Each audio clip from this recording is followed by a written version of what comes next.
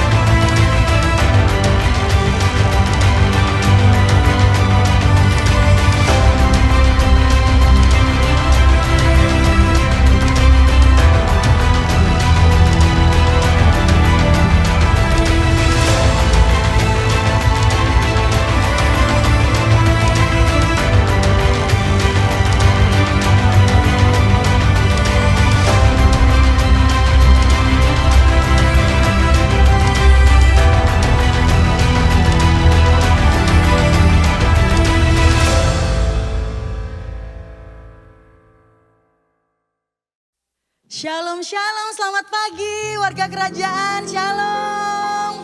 Apa kabar saudara? Luar biasa, saya undang untuk bangkit berdiri bersama. Kasih high five kanan kirinya. Katakan shalom. Haleluya, mari kita sapa saudara-saudara seiman kita. Saya mau lihat wajah-wajah yang diberkati Tuhan seminggu hari ini.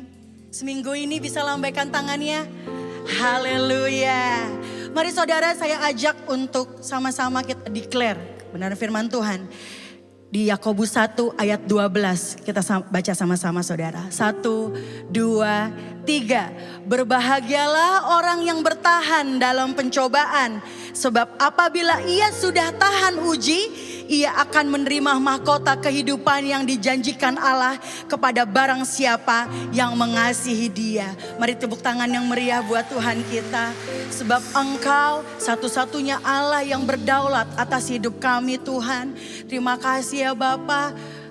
Kami undang Engkau Tuhan, beracaralah dan berbicaralah kepada kami Tuhan Yesus.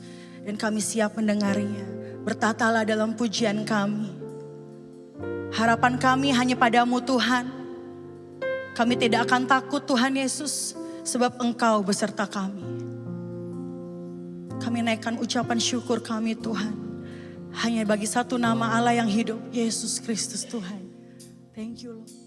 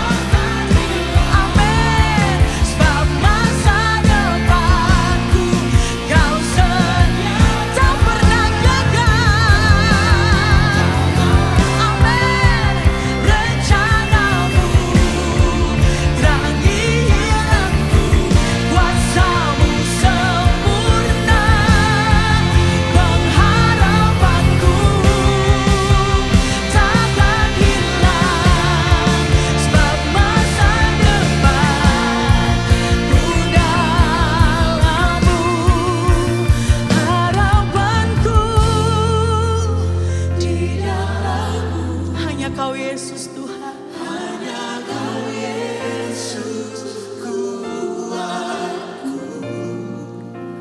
Ku percaya, ku aman dalam-Mu. Kaulah harapan kami Tuhan, harapanku di dalam-Mu Tuhan. Hanya Kau Yesus, satu-satunya Allah yang berhak untuk kami Tuhan. Thank you Lord. Ku percaya, ku aman dalam-Mu. Engkau harapan kami, harapanku di dalam-Mu. Hanya Kau Yesus kuatku. Ku percaya, ku aman dalam-Mu. Harapan kami hanya bagi Yesus. Di dalam-Mu Tuhan. Hanya Kau Yesus kuatku. Ku percaya, ku aman dalam-Mu. Dan kami percaya, ku aman dalam-Mu. Dan kami percaya, ku percaya, ku aman dalam-Mu.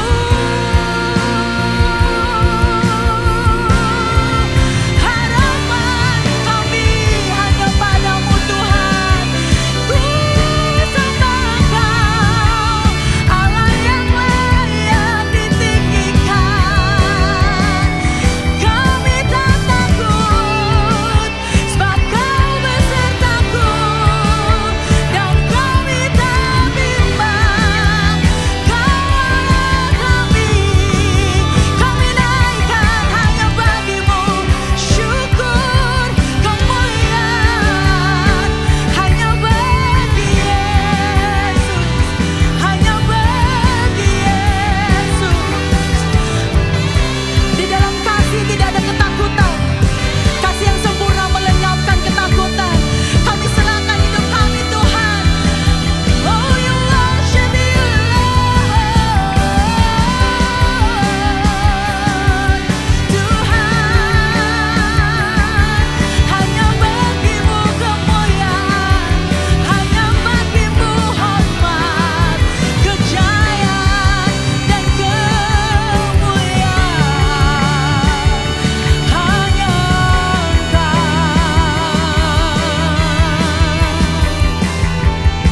Kami sembah dan kami puji Engkau Allah.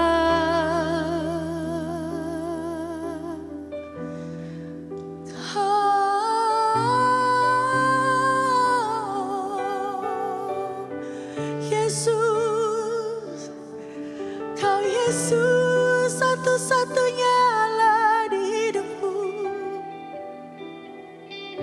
Tiada satu pun yang luput dari karya kasih-Mu yang mulia. Bagi-Mu segala pujian, hormat, kemuliaan. Thank you Lord. Tiada satu pun yang luput dari karya kasih-Mu yang mulia. Bagi-Mu segala pujian,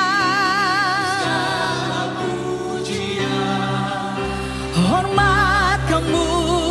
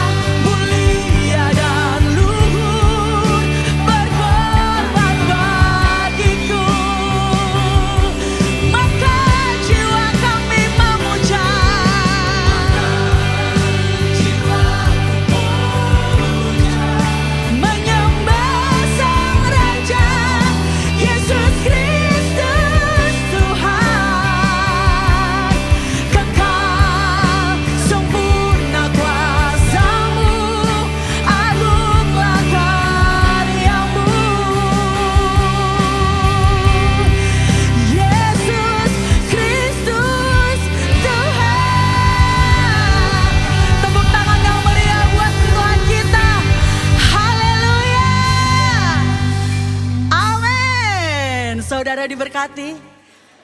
Coba kita lambaikan tangannya, kita kasih. Terima kasih Tuhan buat kasih setiamu dalam kehidupan kami. Mari kita sama-sama bersyukur hari ini ya saudara. Mari kita nyatakan kebaikan Tuhan, kesetiaan Tuhan dalam hidup kita. Ku mau tetap bersyukur, senantiasa bersyukur. Segala yang ku alami, biar kehendakmu terjadi. Mari lembah pujian katakan, ku mau tetap bersyukur. Amin. Senantiasa bersyukur, hatiku kan bersuka. Sebab hari ini apa? Hari yang terbaik. Amin. Sebab hari ini yang dijadikan Tuhan untuk kita. Haleluya. Hidupku ada di tangan-Mu. Kau beri rancangan yang terindah. Tak hanya yang baik saja yang ku terima. Katakan dengan iman saudara. Walau tubuhku diremukkan, walau jiwaku tergoyahkan, pujianku tak akan hentikan. Roh-Mu yang memberi penghiburan. Mari kita sama-sama nyatakan, akan ku pikul salibmu, cukuplah kasih setiamu. Ku bertahan, kau kuatku, teguhkan imanku. Katakan bersama, akan ku pikul salibmu, cukuplah kasih setiamu. Ku bertahan, kau kuatku, teguhkan imanku. Amin. Ku mau tetap bersyukur, senantiasa bersyukur. Segala yang ku alami, biar kehendakmu. Amin. Ku mau tetap bersyukur, senantiasa bersyukur. Hatiku kan bersuka, sebab hari ini hari yang terbaik. Amin. Ku mau tetap bersyukur, senantiasa bersyukur. Amin. Biar kehendakmu terjadi. Ku mau tetap bersyukur, senantiasa bersyukur. Hatiku kan bersuka, sebab hari ini hari yang terbaik. Amin. Sebab hari ini hari yang terbaik. Mari lembah pujian kita katakan bersama, sebab hari ini hari yang terbaik. Amin. Hari yang terbaik. Sebab hari ini hari yang terbaik. Tepuk tangan yang meriah buat Tuhan kita. Haleluya. Kita tetap memuji-muji Tuhan, karena Dialah kekuatan kita, Dialah tempat perlindungan kita. Haleluya. Mari katakan sama-sama, Tuhanlah kekuatan dan mazmurku, Dia gunung batu dan keselamatanku. Hanya padamu hatiku percaya. Kaulah menara dan kota perlindungan. Ku mau selalu bersyukur.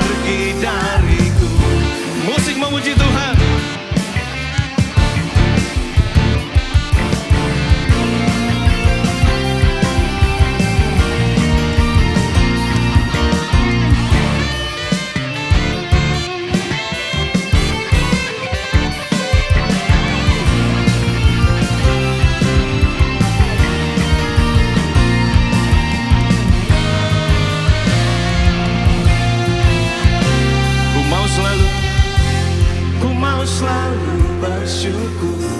Sebab cintamu padaku takkan pernah berubah. Hatiku percaya. Walau bumi bergoncang, gunung-gunung beranjak, namun kasih setiamu tak pergi dariku. Yes! Ku mau selalu bersyukur, sebab cintamu padaku takkan pernah berubah. Hatiku percaya. Walau bumi bergoncang, yes, gunung-gunung beranjak, namun kasih setiamu tak pergi. Ku mau selalu bersyukur, sebab cintamu padaku takkan pernah berubah. Hatiku percaya. Walau bumi bergoncang, gunung-gunung beranjak, namun kasih setiamu tak pergi. Dan kasih setiamu tak pergi dariku. Kasih setiamu tak pergi dariku. Yes! Walau bumi bergoncang, hati kita tetap percaya kepada Dia. Haleluya! Karena Dialah kekuatan kita, perlindungan kita. Dialah Yesus Kristus Tuhan. Haleluya! Yeah! Tepuk tangan paling meriah bagi Dia. Amin. Amin. Silakan duduk Bapak Ibu Saudara.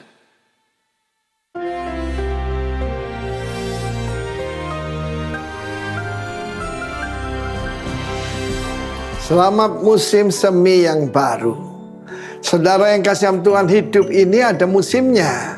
Kan firman Allah mengatakan selama bumi masih ada, tidak akan berhenti-henti musim menabur, musim menuai, dingin dan panas, kemarau dan hujan, dan juga siang dan malam. Dan kita melihat suatu pengharapan di dalam firman Tuhan. Dan saya harapkan ini bukan tidak ada hubungannya dengan agama dari Cungkok dan sebagainya. Ini musim semi saja. Kalau ada yang kumpul keluarga baik saja. Tidak ada hubungannya dengan penyembahan berhala, oke? Dan kita lihat dalam surat Rut. Kitab Rut menarik sekali. Ayat terakhir, demikian Naomi pulang kembali, return, bersama Rut perempuan Moab. Ya, kalau sebut perempuan Moab sudah seperti nasibnya tentukan. Tapi dia memilih a good decision to follow ibu mertuanya, ya, yang kembali dan mereka nyampe ke Bethlehem. Jadi kalau kembali jangan tanggung-tanggung, ya, jangan setengah jalan. Harus sampai ke Bethlehem, persekutuan dengan Tuhan. Perhatikan ini, permulaan musim menuai jelai. Apa itu? Springtime. Kita tahu barley harvest itu dulu baru kemudian wheat, yaitu gandum. Tetapi pengharapannya dalam pasal 2 ayat 1. Naomi mempunyai seorang sanak dari pihak suaminya, seorang yang kaya raya dari kaum Elimelek, namanya Boaz. Firman Tuhan berkata, Gibor Israel, luar biasa.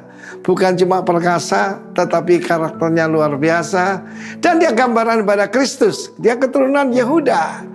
Ayahnya Salmon menikah dengan Rahab, seperti kita tahu. Dan kemudian dari pernikahan daripada Rut ini bukan lagi perempuan Moab, tetapi kuncinya di sana, saudaraku, permulaan musim menuai Joel. Dan saya berdoa untuk semua warga kerajaan, apa yang pernah hilang dari dirimu, seperti pada Naomi dan Rut, Tuhan itu tetap sama. Dia adalah seada suami dari para janda dan bapak dari anak yatim. Dan kita melihat bagaimana di dalam firman Tuhan ini, mulainya musim menuai jelai. Akan ada musim baru buat Anda, musim menuai yang baru di dalam kehidupanmu, di dalam hubunganmu dengan Tuhan, di dalam pelayananmu, semuanya akan terjadi. Tapi kuncinya itu tadi, return, kembali. Kalau kembali pada Tuhan 180 derajat. Ingat ya, Bukan 360 derajat loh. 180 derajat dan sampai ke Bethlehem. Sampai dengan encounter, sampai dengan persekutuan dengan Tuhan. Boas adalah gambaran daripada Kristus. Dan kita lihat bagaimana di ladang daripada Boas. Rut mulai dengan memungut jelai. Dengan rajin. Dengan minta berkat dari orang tuanya. Dan kemudian this is a very wonderful story. Menikah dengan Boas. Dan menurunkan David. Dari Obed, Isai, David. Dan kalau kita lihat, Tuhan itu yang memegang perjanjian. Kita yang justru harus keep that covenant. Karena Tuhan selalu setia. Manusia belum tentu setia. Perhatikan baik-baik. Jangan takut dengan ramalan yang buruk-buruk segala macam. Tuhan tahu rencana Tuhan mengenai hidup kita. Amen. Orang lain bilang, wah tahun ini saya akan rugi, tahun ini saya akan gagal. Jangan percaya itu. Tuhan kita sanggup memberkati melalui Boas, yaitu Kristus. Tuhan memberkati kita semua. Sekali lagi, selamat masuk dalam musim semi yang baru. Tuhan memberkati. Amin. Shalom warga kerajaan. Di dalam 1 Raja-Raja pasal ke-17, kita membaca sebuah kisah mengenai Nabi Elia dan seorang janda di Sarfat. Di mana pada saat itu Nabi Elia sangat lapar dan dia membutuhkan makanan. Dan dia meminta kepada seorang janda. Janda tersebut dalam kondisi yang sangat kekurangan, di mana dia hanya memiliki sedikit minyak dan sedikit tepung. Akan tetapi dia membuat sebuah roti dan memberikan roti pertamanya kepada Nabi Elia, dan sisanya baru dinikmati dia bersama keluarganya. Dalam hal ini ada dua hal yang kita pelajari. Yang pertama adalah kita melihat bahwa janda tersebut tidak egois dan dia sangat murah hati, di mana dia memberikan roti pertamanya itu kepada Nabi Elia. Dan sisanya baru dia nikmatin. Dan ini kita melihat kemurahan hatinya sungguh luar biasa. Hal kedua yang akan kita pelajari dalam hal ini adalah janda tersebut sangat percaya akan janji-janji Tuhan. Buli-buli dan tempayannya tidak pernah kosong. Hari demi hari, bulan demi bulan selalu terisi. Dan dia percaya Tuhan tidak pernah meninggalkannya. Warga kerajaan, apabila dari kita saat ini ada yang sama seperti janda ini, kita merasa masih banyak hal yang kita butuhkan, kita masih kekurangan, tapi kita perlu ingat, kita tidak boleh lupa untuk berbagi dengan orang, karena di luar sana masih banyak orang-orang yang membutuhkan. Ya, kita bisa memberikan yang terbaik dari apa yang kita punya. Dan kita ingat, Tuhan tidak pernah meninggalkan kita. Tuhan akan selalu memelihara hidup kita sama seperti janda ini. Mari kita berdoa. Tuhan Yesus, kami ucap syukur Tuhan atas penyertaan-Mu, perlindungan-Mu, dan berkat-Mu Tuhan atas kehidupan kami, atas pekerjaan dan keluarga kami Tuhan. Pada hari ini Tuhan, kami ingin menabur, kami ingin memberi yang terbaik dari apa yang kami miliki Tuhan. Sucikan dan kuduskan Tuhan apa yang kami berikan agar berguna bagi kerajaan-Mu Tuhan. Terima kasih Tuhan, hanya dalam Tuhan Yesus kami berdoa dan mengucap syukur. Haleluya, amin. Tuhan Yesus memberkati. Bapak Ibu Saudara, mungkin saat-saat ini sedang menghadapi ujian dalam kehidupan kita. Namun kita tetap percaya bahwa walaupun masalah kita tetap ada dan masih ada, Dia Allah kita yang senantiasa akan pasti selalu menolong kita. Haleluya.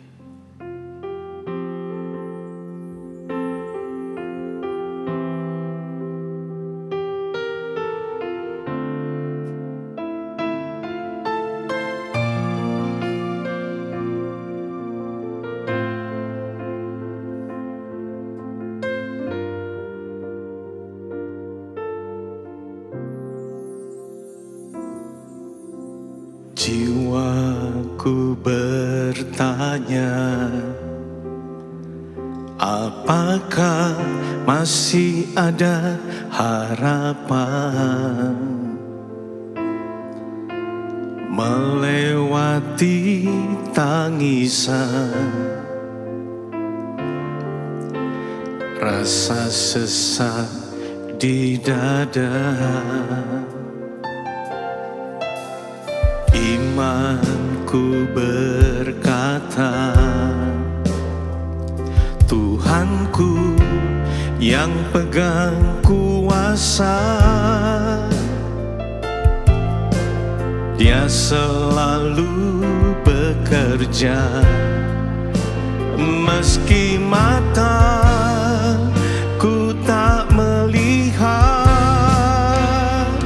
Walaupun gunung itu tak berpindah, tetap percaya Kau yang punya kuasa. Sekalipun ku dalam lembah gelap, tak mengapa asal Kau di sampingku. Walaupun masalahku masih ada, tetap percaya rencanamu terindah. Pribadimu takkan pernah berubah. Iman yang aku pegang padamu Tuhan yang setia. Mari katakan sama-sama, imanku berkata.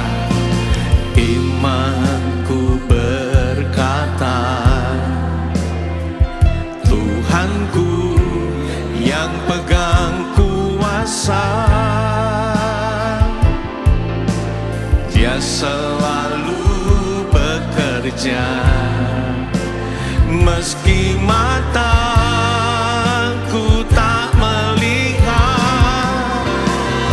Walaupun gunung itu tak berpindah, tetap percaya Kau yang punya kuasa. Sekalipun aku dalam lembah gelap, tak mengapa asal Kau di sampingku. Walaupun masalahku masih ada,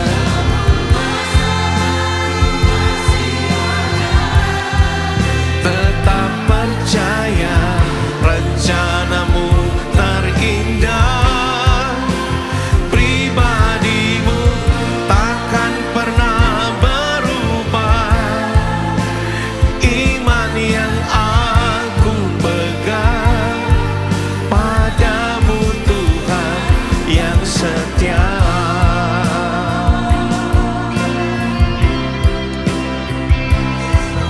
Sekalipun aku dalam lembah kelam, aku tidak takut bahaya, sebab Engkau besertaku Tuhan. Haleluya.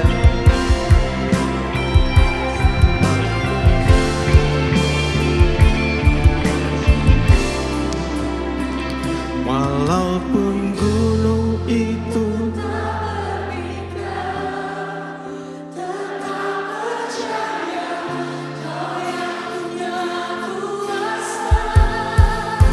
sekalipun ku dalam lembah gelap, tak mengapa asal Kau di sampingku.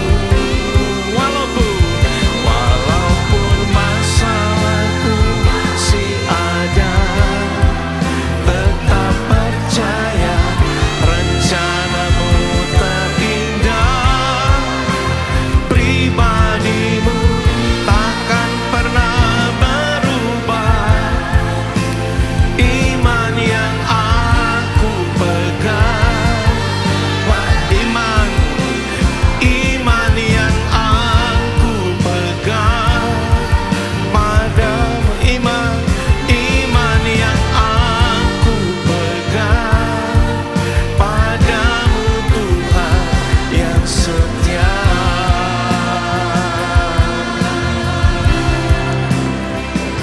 Kami tetap percaya padamu, oh Tuhan. Walaupun masalah kami masih ada, kami tetap percaya hanya padamu Tuhan. Karena Engkaulah keselamatan kami, penolong kami, pelindung kami. Ya Yesus Tuhan,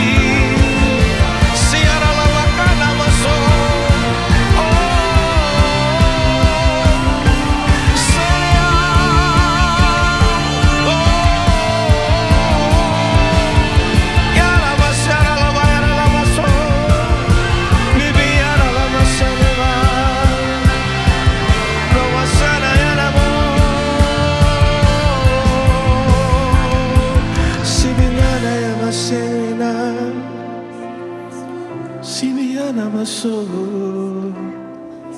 Sibiana masina.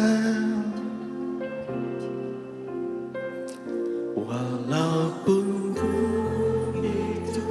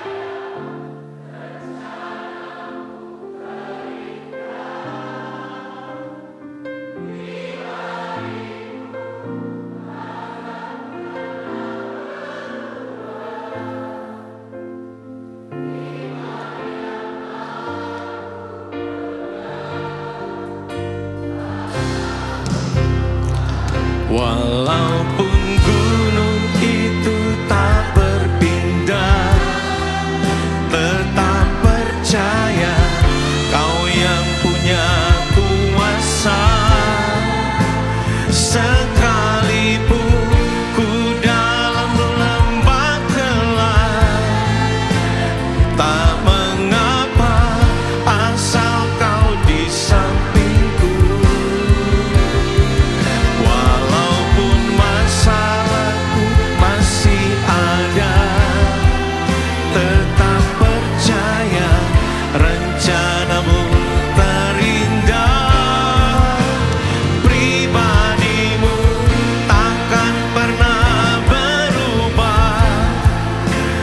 Iman yang aku pegang, iman yang aku pegang, iman yang aku pegang padamu Tuhan. Iman yang aku pegang padamu Tuhan yang setia.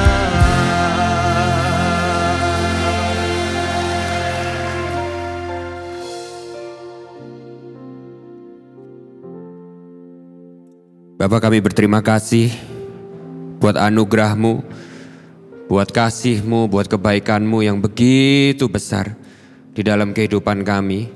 Tidak peduli seberapa kelamnya atau seberapa gelapnya lembah yang sedang kami hadapi, tapi bantu kami untuk kami gak akan pernah lupa bahwa kami mempunyai Tuhan yang tidak pernah meninggalkan kami dan mengasihi kami. Dan Kau sudah tunjukkan itu, Kau sudah buktikan itu kepada kami dengan Kau masuk ke lembah yang paling kelam yang akan kami pernah masuki Tuhan. Di atas kayu salib, mati bagi dosa-dosa kami.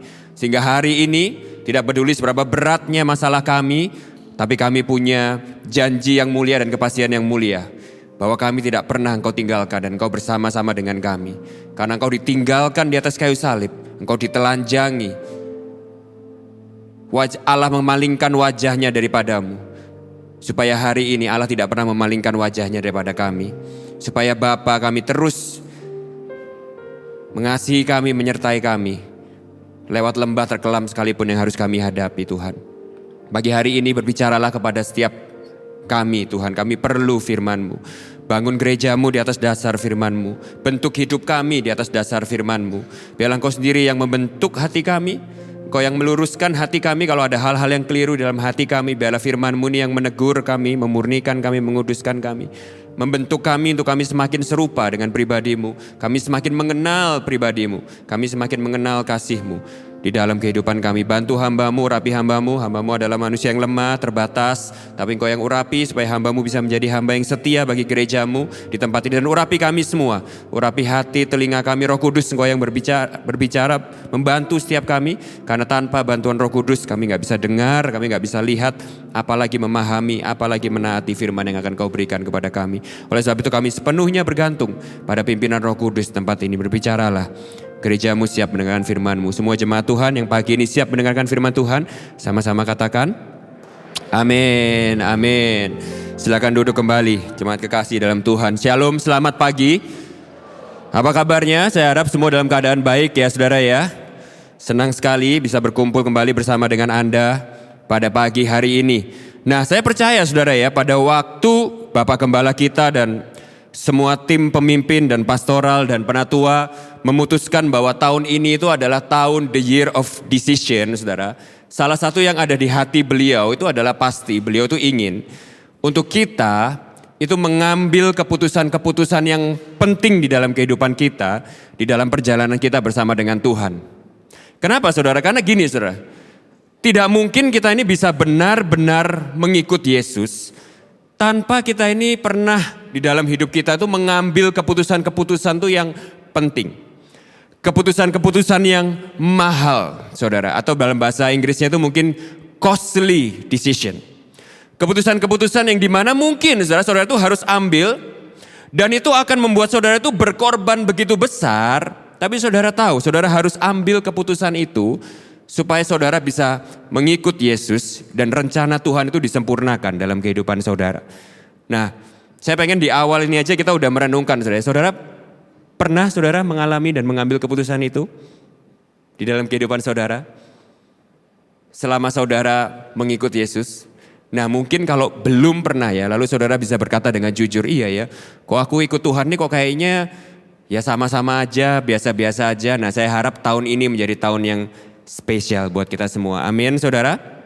Nah secara khusus saudara, secara khusus bulan ini kita sama-sama diberi tema The Valley of Testing saudara ya. Valley of Testing. Nah saya akan ajak kita semua untuk melihat firman Tuhan. Di mana firman Tuhan itu akan memberikan kepada kita 3 tes. Sama-sama katakan 3 tes. 3 tes yaitu tentang apa yang saya jadikan judul di dalam khotbah saya pagi ini, yaitu apakah kita melayani Tuhan yang benar di dalam kehidupan kita. Nah mungkin saudara akan berkata, loh aku ini kan orang Kristen, tunggu kita ini kan Kristen. Sudah pasti kita melayani Tuhan Yesus kan? Sudah pasti kita melayani Yesus dalam kehidupan kita. Well, nah ini yang pagi ini saya akan ajak untuk kita sama-sama merenungkan bersama saudara, tunggu dulu. Kita akan sama-sama melihat firman Tuhan. Dan kita akan benar-benar biarkan firman apa yang nanti akan Yesus ajarkan kepada kita untuk pagi ini saudara ya, mengajak kita untuk refleksi, merenungkan.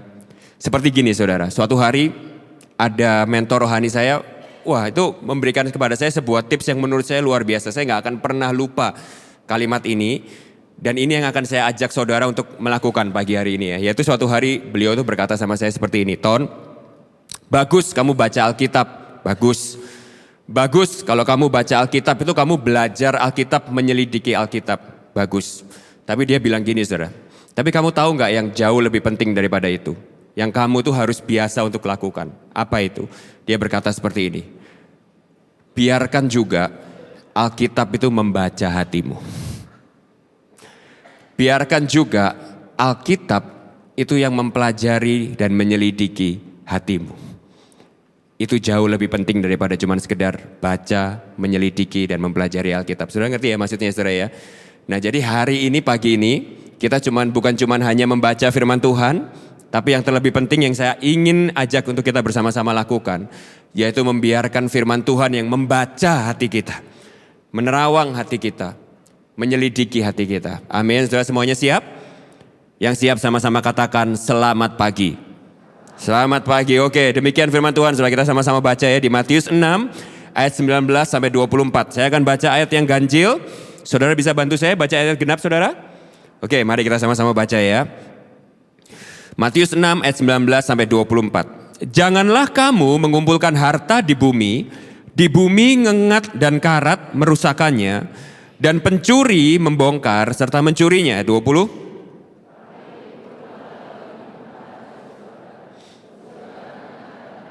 Tidak merusakkannya, dan pencuri tidak membongkar serta mencurinya. Karena di mana hartamu berada, perhatikan baik-baik saudara, di situ juga hatimu berada. Ayat 22. Jika matamu baik, teranglah seluruh tubuhmu. Jika matamu jahat, gelaplah seluruh tubuhmu. Jadi jika terang yang ada padamu gelap, betapa gelapnya kegelapan itu. 24. Karena jika demikian, ia akan membenci yang seorang dan mengasihi yang lain. Atau ia akan setia kepada yang seorang dan tidak mengindahkan yang lain. Kamu tidak dapat mengabdi kepada Allah dan kepada Mamon. Nah, hari ini saya akan bagi menjadi 3 poin untuk memudahkan saudara ya. Saya akan bagi menjadi 3 poin apa yang akan kita pelajari hari ini. Yang pertama, kita akan sama-sama lihat kepastian pengabdian. Apa maksudnya? Nanti kita akan sama-sama gini saudara. Yesus memberitahu kepada kita bahwa kita tuh pasti melayani seseorang atau sesuatu dalam kehidupan kita. Nah, pertanyaannya hari ini adalah siapa itu atau apa itu yang kita layani? Apakah benar Yesus atau sesuatu yang lain? Nah, lalu yang kedua, kita akan belajar bagaimana cara taunya. Bagaimana kita bisa mengetahui Tuhan siapa yang sebenarnya itu kita layani dalam kehidupan kita. Nah, itu yang tadi saya bilang akan ada 3 tes yang kita akan lihat sama-sama. Yang Yesus sudah tunjukkan kepada kita lewat 1 perikop ini, saudara. Baru yang ketiga, kita akan sama-sama melihat sukacita dalam melayani Tuhan yang benar. Nah, kita mulai dari yang pertama, saudara ya, kepastian pengabdian. Kita semua pasti melayani sesuatu atau seseorang di dalam kehidupan kita. Nah, saudara harus tahu saudara bahwa perikop yang baru kita baca ini saudara, itu bukan sebuah khotbah yang berdiri sendiri. Oke? Kalau saudara itu baca dari Matius 5 sampai 7, maka saudara akan tahu bahwa perikop yang kita baca ini adalah merupakan salah satu episode dari sebuah khotbah seri yang panjang saudara, yang terkenal dengan nama khotbah di bukit. Ya, Matius 5 itu dimulai dengan sesuatu yang terkenal. Kalau saudara pernah baca Alkitab, dan saya percaya saudara pasti semua pernah baca Alkitab, khotbah di bukit ini dimulai dengan sesuatu yang kita kenal dengan nama sabda bahagia. Saudara ingat itu ya? Berbahagialah mereka yang miskin di hadapan Allah karena mereka adalah empunya kerajaan sorga. Berbahagialah mereka yang berduka cita karena mereka akan dihibur. Berbahagialah mereka yang lemah lembut karena mereka akan mewarisi bumi, dan seterusnya saudara ya. Lalu kemudian setelah itu episode kedua Tuhan Yesus berkata, kamu adalah garam dan terang dunia. Lalu terus nyambung saudara itu ya. Aku datang bukan untuk meniadakan hukum Taurat tetapi untuk menggenapinya. Lalu itu 1 perikop tuh isinya suatu hari di voting gitu ya. Disurvei ayat-ayat Alkitab mana yang menurut saudara itu paling susah dihidupi. Nah, itu kebanyakan orang Kristen setuju, yaitu Matius 5 yang 1 perikop itu, yaitu gini, jangan membunuh. Tapi itu gak cukup, kamu sudah marah sama saudaramu aja, kamu sudah seperti membunuh. Kasihilah musuhmu, ditampar pipi kiri kasih. Nah, itu saudara langsung ingat ya, oh perikop yang itu kalau aku baca yang aku lewatin itu gitu ya saudara, jangan ya saudara ya. Nah itu saudara ya. Nah baru setelah saudara masuk ke Matius pasal 6, nah saudara akan bertemu dengan khotbah atau perikop yang kita baca tadi. Nah menariknya adalah gini saudara, mulai dari perikop yang kita baca tadi sampai ke Matius 7, saudara akan perhatiin saudara. Itu di bagian akhir di khotbah di bukit, Tuhan Yesus itu nutup dengan beberapa perikop di mana Tuhan Yesus itu ngajar dan memberikan ilustrasi 2 gitu saudara. Memberikan beberapa ilustrasi yang membandingkan 2 hal gitu ya. Dimulai dari yang tadi kita baca. Kamu gak bisa mengabdi kepada 2 tuan. Antara aku atau Mamon. Nah lalu kalau saudara itu terus membaca ke bawahnya sampai Matius 7 selesai. Dia ngasih beberapa lagi saudara. Yaitu ada 2 jalan dan 2 pintu. Saudara ingat itu? Ada jalan yang bagus, yang lebar, itu saudara ya. Lalu ada jalan yang berbatu, yang satu jalan yang mulus, yang lebar itu pintunya gede, tapi menuju kepada kebinasaan. Lalu ada jalan berbatu kecil, pintunya kecil, tapi itulah jalan menuju keselamatan. Saudara ingat ya cerita itu ya. Lalu berikutnya ada 2 pohon, saudara. Ya, maka pohon yang benar itu pasti akan dikenal lewat buahnya. Gitu ya. Lalu yang terakhir baru ada sebuah ayat yang terkenal lagi, yaitu 2 macam dasar. Yaitu orang yang membangun firman di mana saudara ingat itu? Di atas pasir atau di atas batu karang. Nah, apa maksudnya? Yang pertama saudara ya, yang pertama menurut saya maksudnya itu adalah gini. Bahwa jadi orang Kristen itu gak cukup cuman KTP-nya tok Kristen. Jadi orang Kristen bahkan menurut saya saudara, gak cukup cuman ke gereja setiap minggu. Meskipun of course orang Kristen yang baik pasti ke gereja setiap minggu saudara. Jadi orang Kristen bukan cuma rajin komsel setiap Rabu atau bahkan rajin di dalam pelayanan. Itu semua itu bagus saudara. Tapi yang terutama saudara, menjadi orang Kristen, tanda sejati seorang Kristen yang sejati, itu hidup saudara itu harus kelihatan jelas bedanya saudara sama dunia. Harus kelihatan jelas jalan hidup saudara itu seperti apa. Harus kelihatan jelas saudara itu pohon seperti apa lewat buah kehidupan saudara. Harus kelihatan jelas dasar kehidupan saudara itu apa pada waktu kesusahan, proses, musibah itu datang menghantam kepada saudara. Itu harus kelihatan saudara. Saudara itu rumah yang dibangun di atas pasir atau di atas karang. Saudara itu adalah orang yang berjalan di jalan yang tadi mulus semua itu. Sama seperti dunia, atau saudara jalan di jalan berbatu. Atau saudara adalah pohon yang baik menghasilkan buah yang baik. Atau saudara adalah pohon yang buruk menghasilkan buah. Itu harus kelihatan jelas. Tapi itu khotbah yang lain saudara ya. Saya pengen fokus ke sini. Nah, apa maksud saya tadi kepastian pengabdian? Nah, kalau saudara itu perhatikan saudara ya. Dengan Tuhan Yesus itu memberikan beberapa gambaran. Ada 2 pohon, ada 2 jalan, ada 2 macam dasar, ada 2 Tuhan saudara. Kalau saudara perhatikan, Tuhan Yesus itu nggak ngasih ruang kepada netralitas saudara. Jadi dengan kata lain Tuhan Yesus itu mau berkata seperti ini. Saudara sadar apa nggak sadar ya? Hidup itu nggak ada yang netral. Hidup itu nggak ada yang netral. Semua orang di dalam hidup ini itu sedang berjalan. Pertanyaannya, jalan saudara ini jalan yang benar atau yang salah? Nah, ini perlu refleksi dan pemikiran. Saudara nangkap ya maksud saya saudara ya? Semua orang hidupnya itu seperti pohon. Tapi saudara itu benar-benar mau tahu hidup saudara itu benar apa enggak, saudara itu harus ngelihat buahnya. Gak ada pohon duren ngaku-ngaku mangga, saudara. Gak ada, saudara. Gak ada pohon belimbing ngaku-ngaku pohon stroberi. Gak ada, saudara. Semua orang itu pasti membangun kehidupan, pasti. Saudara gak ngapa-ngapain di rumah, saudara nganggur pun saudara itu sedang membangun kehidupan saudara. Nah, Tuhan Yesus berkata, masalahnya itu adalah kamu itu membangun hidupmu di pasir atau di karang, saudara. Nah, di poin yang kita bahas hari ini, yang saya pengen kita semua ini renungkan hari ini itu adalah gini. Kita semua itu hari ini pasti sedang melayani seseorang atau sesuatu. Pasti. Saudara sadar gak sadar, bisa jadi nanti sadarnya tuh, oh aku melayani Tuhan. Nanti kita lihat saudara ya, tapi ternyata kita melayani sesuatu yang lain. Atau bahkan saudara, Anda itu adalah mungkin datang ke tempat ini, teman saudara ngajak ya, tapi saudara berkata, aku nih orang agnostik, aku nih orang ateis, aku nih hidup bebas, aku tidak melayani sesuatu apapun. Well, Yesus berkata, no. Pasti ada sesuatu yang kau layani dalam hidupmu. Pasti ada sesuatu yang kau tuh berikan semua waktu, tenaga, jiwa, hatimu untuk melayani itu di dalam kehidupanmu. Nah, pertanyaannya adalah apa? Lalu pertanyaan yang kedua adalah, apakah Tuhan yang saudara layani itu adalah Tuhan yang benar dan baik? Oke, nah itu yang akan kita lihat ya saudara. Jadi yang pertama, kita harus tahu saudara ya, Yesus sendiri berkata, tidak seorang pun dapat mengabdi kepada 2 Tuhan. Kamu tidak dapat mengabdi kepada Allah dan kepada Mamon. Oke, jadi yang pertama yang saya pengen saudara itu tangkap ada ini, tidak ada kehidupan yang netral. Kita pasti melayani seseorang atau sesuatu. Nah, pertanyaan yang saya pengen kita memulai dengan pertanyaan di hati kita masing-masing adalah apa atau siapa yang kita layani hari ini. Nah, yang kedua yang kita harus tahu adalah gini saudara. Saudara harus sadar bahwa pada waktu Yesus mengkhotbahkan khotbah keras ini, Yesus tuh gak cuma ngomong kepada orang-orang yang belum percaya. Saudara tadi ingat ya, tadi saya sudah bilang ya, ini adalah bagian dari sebuah khotbah yang panjang. Nah, saudara mundur 1 pasal aja, saudara akan tahu bahwa ternyata ini adalah sebuah khotbah yang Yesus juga khotbahkan kepada murid-muridnya. 1 pasal sebelumnya orang-orang yang dengar khotbah ini, Yesus itu bilang kamu adalah garam dan terang dunia. Saudara ingat itu?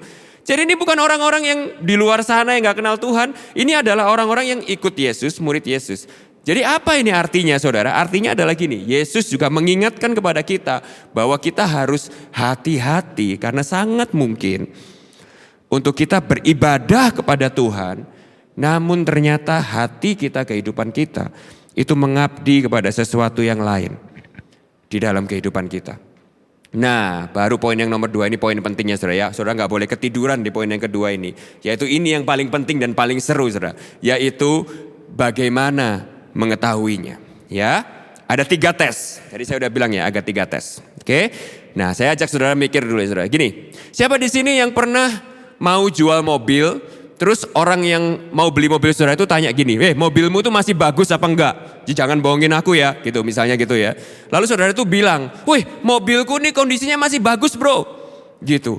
Saudara tulis kondisi 9 dari 10, mulus seperti baru. Nah kira-kira orang yang mau beli mobil saudara itu tanya sama saudara, aku mau pastiin keadaan mobilmu tuh bagus apa enggak, apa yang saudara lakukan? Saudara pergi kemana? Ke Puri Bunda? Enggak, saudara ke bengkel, saudara ya. Saudara harus pergi ke bengkel, nanti orang bengkel tuh akan inspeksi, akan servis, akan ngecek semua kondisi mobil saudara, sehingga saudara itu akan tahu kondisi mobil saudara itu sebenarnya seperti apa. Benar ya saudara ya? Oke, setuju? Nah sekarang kalau kedua, kalau saudara itu ingin tahu kondisi kesehatan saudara, aku nih sehat gak ya? Kolesterolku ini baik gak ya? Tekanan darahku ini baik gak ya? Siapa yang di sini kalau pengen tahu sehat apa enggak, perginya ke Pak Pendeta Christian Nugroho? Ya enggak saudara ya. Kalau saudara pengen tahu saudara itu sehat, saudara pergi kemana saudara? Ya ke dokter, ke Prodia, ke Pramita, benar nggak saudara? Saudara pergi ke klinik. Kalau saudara punya uang mungkin saudara bisa pergi ke Peneng gitu ya. Saudara lakukan tes kesehatan saudara. Saudara akan dicek ukuran darahnya saudara, saudara mungkin akan dites darah, saudara akan dites macam-macam gitu ya. Saudara kalau pengen tahu jantung saudara masih sehat apa enggak, nanti saudara disuruh lari di treadmill, disuruh naik tangga. Begitu saudara naik tangga sedikit sudah lalu saudara bilang, aku nih orang sehat. Nah itu saudara langsung dokter bilang, oh, no. Anda sehat nggak sehat itu bukan perasaanmu. Tapi hasil tes menguji bahwa ternyata engkau tuh belum sehat. Gitu saudara ya, oke? Nah kalau saudara tuh pengen tahu saudara pinter apa enggak, caranya gimana saudara? Aku nih orang paling pinter selembah pujian gitu misalnya. Lalu ada orang yang bilang, IQ-mu berapa? Gitu saudara ya. Kalau saudara pengen tahu saudara pinter apa enggak, saudara mungkin harus ambil tes IQ atau segala macam. Oke? Nah sekarang pertanyaannya adalah gini saudara. Kalau saudara itu pengen tahu hati saudara yang sebenarnya, itu kemana ya kira-kira saudara? Bengkel? Dokter? Nah apa yang harus kita lakukan untuk kita ini bisa benar-benar tahu hati kita sebenarnya ini mengasihi siapa, melayani siapa, yang terutama di dalam hati kita ini siapa, itu caranya gimana. Nah disinilah saudara, lewat perikop yang kita baca tadi, Yesus memberikan kepada 3 tes. Karena gini saudara, saudara kalau pengen tahu hati saudara sebenarnya siapa yang sebenarnya itu saudara layani dengan hati saudara, saudara itu gak bisa ngira-ngira sendiri. Saudara gak bisa pakai perasaan saudara sendiri. Saudara perlu tes yang membuktikan ternyata hati saudara itu seperti itu. Nah apa aja tesnya saudara? Yang pertama saudara ya, kita lihat dari ayat yang 19 dulu. Di ayat 19 Yesus berkata seperti ini. Janganlah kamu mengumpulkan harta di bumi ngengat dan karat merusakkannya. Dan pencuri membongkar setelah mencurinya. Tetapi kumpulkanlah bagimu harta di surga. Di sorga ngengat dan karat tidak merusakkannya dan pencuri tidak membongkar serta mencurinya. Karena di mana hartamu berada, di situ juga hatimu berada. Jadi saya pengen saudara itu fokus ke kata mengumpulkan, oke? Lalu ngumpulnya itu paling banyak di mana? Yesus berkata, nah di situ hatimu berada. Oke? Ikutin saya ya saudara ya, mekanismenya ya. Mengumpulkan. Ngumpulnya itu paling banyak di mana? Nah Yesus berkata, nah itu hatimu yang sebenarnya. Oke? Nah ngumpulin apa? Nah gini saudara, kita sering kali ngira bahwa mamon itu cuma berbicara tentang uang. Sebenarnya enggak seperti itu saudara. Oke? Saya harus make clear dulu ya. Uang itu salah atau benar saudara? Siapa di sini percaya uang itu jahat, salah saudara? Setelah kebaktian saya pengen ketemu saudara, semua uang saudara bisa dikasihkan kepada saya gitu saudara ya. Gak ada yang salah sama uang. Malah kalau saudara itu baca Amsal, Mazmur, banyak sekali Alkitab ngajar kepada kita untuk kita jadi orang yang cakap, kerja dengan baik, kita bisa jadi orang kaya, oke? Gak ada yang salah dengan uang saudara ya. Tetapi gini saudara, mamon itu bukan cuma berbicara tentang uang. Mamon itu adalah sebuah kata yang pada budaya waktu itu saudara, itu dipakai untuk menggambarkan kekayaan harta itu dengan sebuah image yang negatif. Oke, malah mereka tuh membuat sebuah semacam kayak figur gitu ya saudara ya, yang mereka tuh anggap kayak sebagai dewa keserakahan gitu ya, berhala keserakahan, yang mereka tuh namain mamon dan wujudnya tuh seperti itu saudara. Nah sekarang saya tanya sama saudara, kalau mamon itu wujudnya seperti ini, kira-kira di tempat ini siapa yang mau mamon saudara? Gak ada saudara. Kalau mamon itu wujudnya seperti ini, saya yakin Yesus gak perlu khotbah ini. Halo. Kenapa? Gak perlu diajarin, gak ada orang yang ngejar mamon. Nah masalahnya mamon itu dalam kehidupan kita yang dimaksud oleh Yesus, itu bukan kayak gini saudara. Mamon itu berbicara tentang harta. Nah harta itu apa sih? Gak tahu, semua orang itu punya harta yang berbeda-beda saudara. Buat beberapa orang mungkin uang itu harta. Karena dia merasa uang itu yang bisa menjamin masa depan. Kalau orang gak kaya tuh gak dianggap orang. Gak dihormatin. Diperlakukan beda di gereja. Sehingga uang itu harta buat dia, oke. Tapi kalau ada orang yang sudah kaya mungkin hartanya bahkan bukan uang. Mungkin harta itu bisa pengakuan, bisa. Pengakuan orang lain, pujian orang lain. Itu yang membuat dia tuh ngerasa hidupnya itu berarti, bernilai, bisa. Ada yang hartanya itu, sorry saudara ya, ini hal-hal yang baik. Tapi bisa jadi harta, hartanya tuh anak ada loh saudara. Bahwa kehidupannya dia itu ya tentang anak-anaknya. Segala sesuatu tentang hidupnya itu adalah anakku. Ada orang yang hartanya itu pasangan hidup, ada saudara.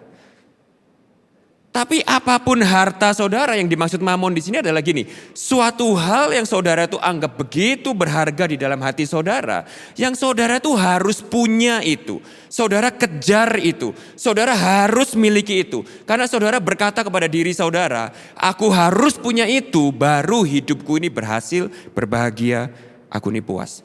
Sehingga yang terjadi tanpa saudara sadar, setiap hari waktu, tenaga hidup saudara itu mengabdi untuk mendapatkan dan mengumpulkan hal itu saudara. Nah itulah tes yang pertama. Makanya tes yang pertama saudara, Yesus berkata, engkau tuh ngumpulkan hartamu tuh di mana, paling banyak hartamu tuh berkumpul di mana, di situ kamu akan bisa tahu itulah hatimu berada. Jangan buru-buru ngomong Tuhan. Jangan buru-buru ngomong Yesus dulu yang harta utama di dalam hatimu. Nah jadi tes yang pertama saudara, yang saya pengen saudara itu tanyakan kepada diri saudara masing-masing terlebih dahulu. Jangan hakimi istri, jangan hakimi suami saudara. Jangan hakimi tetangga saudara. Saya pengen ini kita berbicara kepada hati kita masing-masing. Yang pertama saudara, yaitu kemana waktu, tenaga, pikiran, uang saudara itu paling banyak berada. Apa yang saudara itu paling kejar di dalam hidup saudara? Untuk apa Anda paling banyak habiskan hidup Anda? Atau kalau saya boleh simpulkan dengan lebih praktis dan aplikatif saudara ya. Kalau hari ini Tuhan itu membuka rekening bank saudara, kalender saudara, screen time saudara, otak saudara yang dilihat pikirannya itu paling banyak apa? Kira-kira saudara, yang dia temukan itu dirinya atau sesuatu yang lain di dalam kehidupan saudara. Jadi tes yang pertama simple. Lihat rekening bank saudara, lihat laporan kredit card saudara, lihat kalender saudara, lihat screen time saudara, lihat pikiran saudara setiap malam waktu tidur, bangun tidur yang saudara itu pikirkan terus. Kemana semua itu paling banyak pergi, disitulah hati saudara itu berada. Itulah yang hati saudara itu paling kasihi, paling layani, paling taati di dalam kehidupan saudara.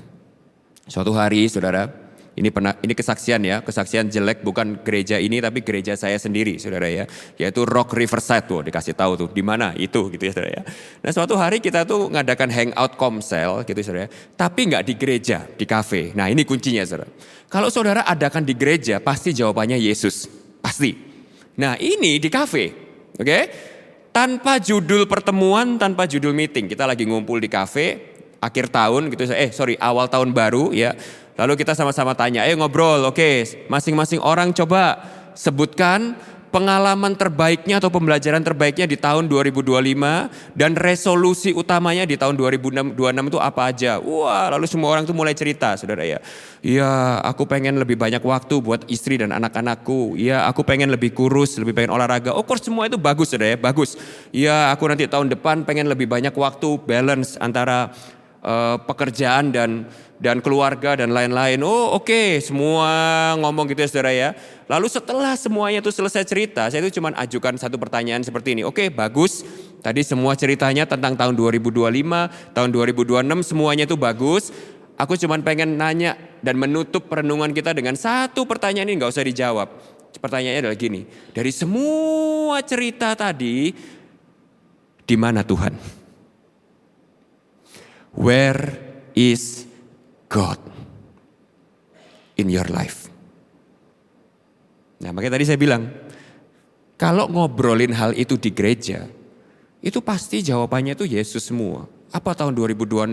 Melayani Tuhan Yesus lebih lagi. Lebih banyak bersyukur sama Tuhan. Lebih banyak ini. Coba dites, jangan hari Minggu dan jangan di gereja saudara.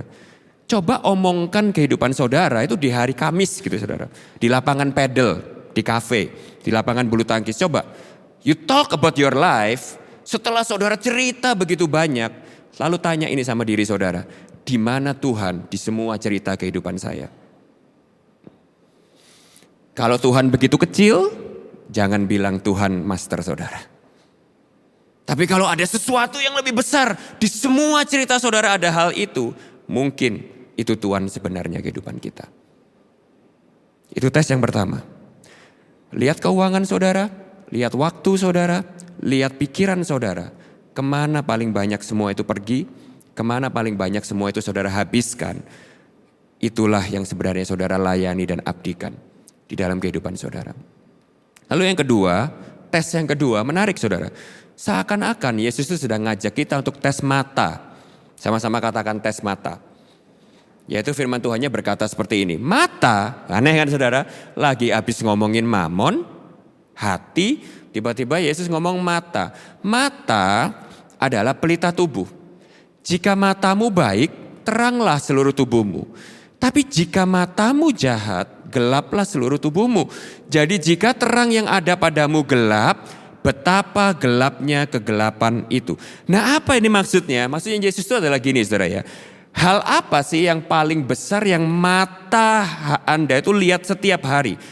Di dalam hidup ini, sampai Tuhan itu jadi kecil saudara. Sampai Tuhan itu gak kelihatan. Apa sih maksudnya? Gini saudara ya. Saudara pernah saudara itu ketemu seseorang yang sampai sulit membedakan benar atau salah demi mendapatkan hal itu. Pernah saudara ketemu orang seperti itu saudara? Sampai sulit membedakan mana kehendak Tuhan demi hal itu. Masalahnya sama orang ini bukan dia gak tahu Roma 12 ayat 12 sampai 3 saudara. Bukan saudara. Masalahnya orang ini bukan karena dia gak tahu ayat Alkitab yang memberitahu dia tentang benar dan salah dan kehendak Allah. Tapi saudara pernah ketemu orang yang pengen sesuatu sampai dia tuh gak bisa bedain lagi ini benar atau salah, ini kehendak Tuhan apa enggak. Itu yang dimaksud Yesus di sini.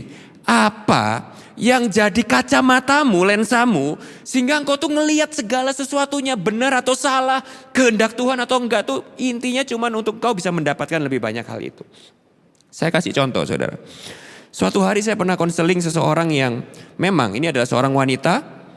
Umurnya sudah hampir 40 tahun, begitu menginginkan pasangan hidup. Oke, suatu hari tiba-tiba orang ini datang, kok, aku pengen kenalin seseorang. Wih, kaget saya saudara. Wah, akhirnya kamu dapat pasangan hidup ya. Wah, boleh, kenalin. Ayo kapan kita ketemuan? Nah, lalu anak ini bilang seperti ini, tapi aku nih masih agak malu untuk kenalin ke Koko. Loh, kenapa? Karena gini kok. Dia ini bukan anak Tuhan. Waduh, langsung saya saudara. Dek. Yang kedua saudara. Kayaknya beberapa kali setelah kenal begitu lama. Dia ini orangnya agak kasar. Aku ini pernah berapa kali dengar dia tuh ngomong kasar sama temennya. Ngomong kasar sama orang lain.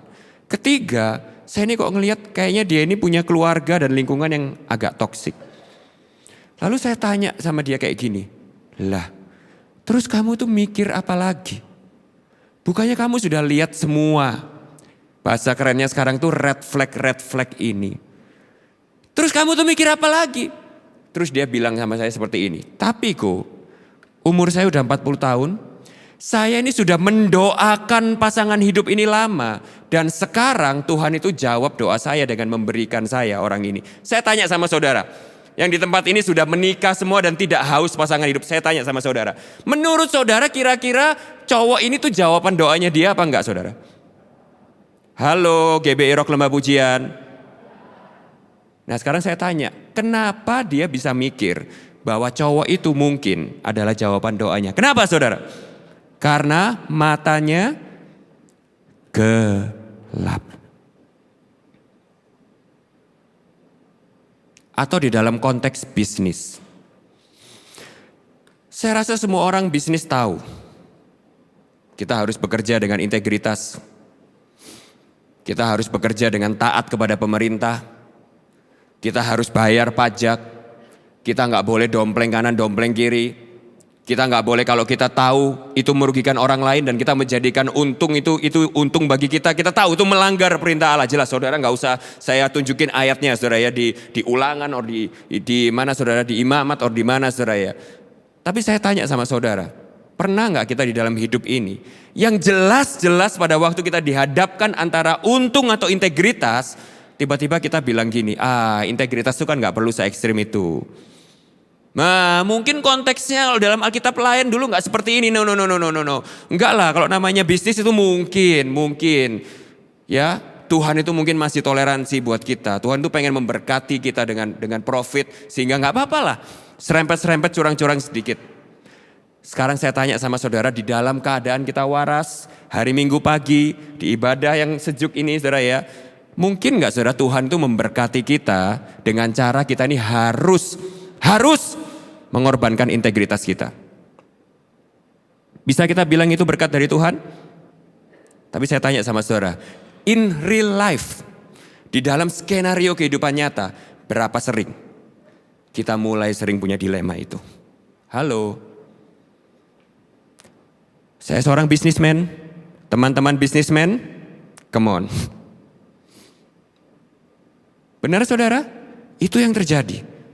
Jadi yang kedua, Yesus itu berkata seperti ini, kalau mata kita ini tiba-tiba mulai kabur, mata kita ini tiba-tiba mulai error, mata kita ini tiba-tiba semua orang bisa lihat kita salah, kita nggak lihat kita ini salah, gara-gara hal itu adalah indikator yang kuat bahwa hal itu adalah berhala hati kita. Hal itu adalah sesuatu yang kita layani, kita sembah dengan hati kita. Makanya Yesaya 44 berkata seperti ini saudara. Bayangin saudara ya, Yesaya 44 ini sebuah hal yang sangat bodoh saudara. Bangsa Israel ini punya Tuhan yang hidup. Dan bukan hanya hidup saudara ya, udah menunjukkan kehidupannya. Dengan peristiwa-peristiwa yang begitu keren, mengagumkan di tengah-tengah mereka. Tapi namanya berhala itu bisa membutakan mata itu seperti ini. Saudara baca ini saudara. Dan sisa kayu, bayangin saudara, sisa kayu.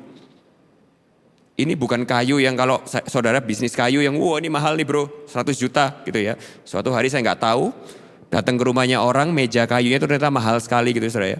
Saya numpahin kopi, lalu saya lihat orang ini langsung cepet-cepet lari, wah dilapin gini, wah kenapa pak? Ini kayunya mahal gitu saudara ya. Saya nggak yakin kalau saya numpahin kopi ke istrinya dia juga kayak gitu saudara. Sampai mana tadi? Kayu, sisa kayu. Dikerjakan menjadi Allah, menjadi patung sembahannya. Ia sujud kepadanya, ia menyembah dan berdoa kepadanya, katanya, tolong aku sebab apa saudara? Siapa? Kayu ini loh saudara. Tolong aku sebab engkau tuh Allahku. Nah ayat 18 perhatikan baik-baik bagaimana Tuhan lewat Nabi Yesaya berkata, orang seperti itu tidak mengetahui apa-apa, tidak mengerti apa-apa. Sebab apa? Kita baca yang keras sama-sama yang di garis bawah itu. 1, 2, 3. Sebab matanya melekat tertutup sehingga tidak dapat melihat. Dan hatinya tertutup juga sehingga tidak dapat memahami. Seringkali kalau saya ngonselingin orang yang terjerit hutang, terjerit pinjol, macam-macam saudara ya. Mereka tuh bukan punya problem sama matematika saudara. Saudara tahu maksud saya problem matematika? Mereka tuh bukannya nggak bisa ngitung, pengeluaran harus lebih kecil dari penghasilan. Bukan saudara, bukan itu masalahnya. Masalahnya adalah ini. Mata tertutup, tidak dapat melihat. Hati tertutup, tidak dapat memahami. Oke? Jadi yang kedua, tes mata. Sama-sama katakan tes mata. By the way, itulah kenapa kita perlu komunitas. Saudara. Karena kadang mata kita itu error. Harus ada orang lain yang ngingetin kita, bro, kamu lagi error. Kamu lagi gak bisa melihat dengan baik. Pandanganmu tuh lagi kabur.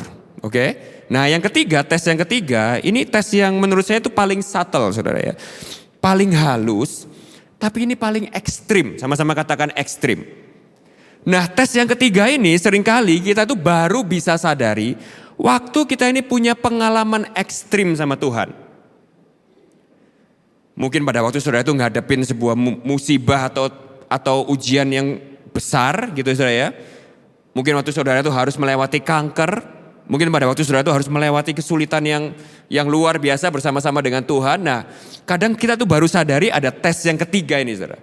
Nah yang tes yang ketiga ini kita harus benar-benar renungkan dan resapi dengan hati-hati karena ini sangat halus saudara. Yaitu berbicara seperti ini. Tidak seorang pun dapat mengabdi kepada dua tuan karena jika demikian ia akan membenci yang seseorang dan mengasihi yang lain. Atau ia akan setia kepada seseorang dan tidak mengindahkan yang lain. Kamu tidak dapat mengabdi kepada Allah dan kepada Mamon. Nah kalau kita cuma baca sekilas saja saudara, saya yakin 90% dari kita akan berkata seperti ini. Gak mungkin aku tuh benci Tuhan Yesus, gak mungkin. Gak mungkin aku tuh tidak mengindahkan Tuhan Yesus, gak mungkin. Tapi sekarang saya tuh pengen saudara tuh perhatikan, kalau Tuhan Yesus itu mengkhotbahkan ini dan memperingatkan kepada kita bahwa ini adalah sesuatu yang penting saudara. Berarti ini adalah sesuatu yang kita tuh harus sangat berhati-hati. Lalu saudara mungkin bertanya sama saya, gimana caranya aku tuh bisa benci sama Tuhan Yesus? Nah disinilah kenapa tes yang ketiga itu penting saudara. Tes yang ketiga itu adalah gini, saudara pernah gak sih punya suatu hal ya saudara ya. Yang saudara itu begitu harapkan dari Tuhan. Sehingga pada waktu Tuhan itu gini saudara. Sehingga pada waktu seakan-akan Tuhan tuh gak nurutin saudara. Atau seakan-akan Tuhan tuh gak kasih itu kepada saudara. Atau saat Tuhan tuh seakan-akan tuh ambil itu dari saudara. Saudara tuh jadi marah dan kecewa sama Tuhan.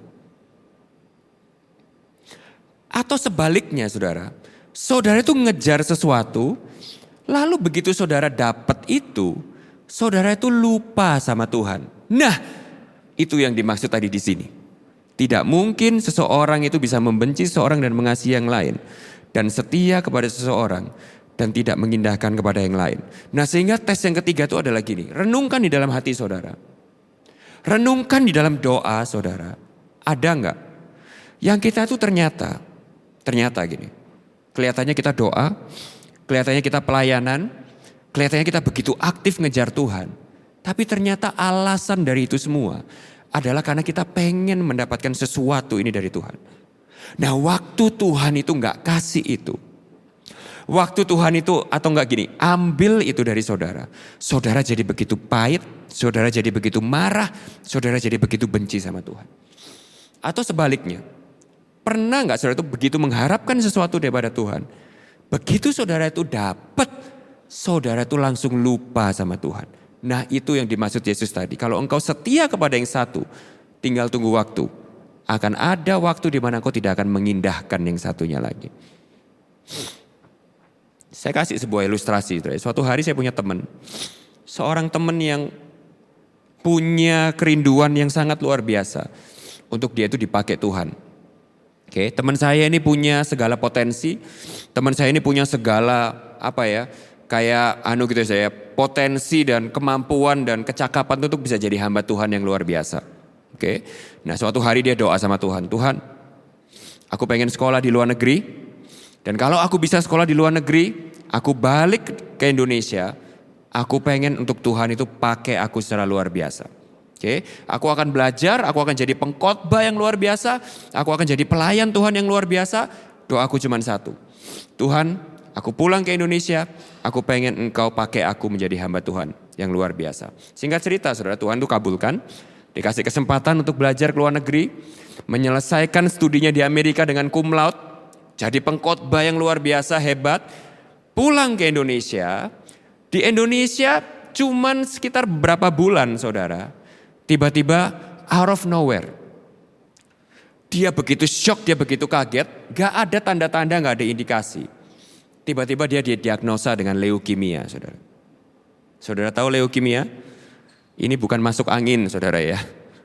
Ini bukan flu. Ini sebuah kanker yang ganas saudara.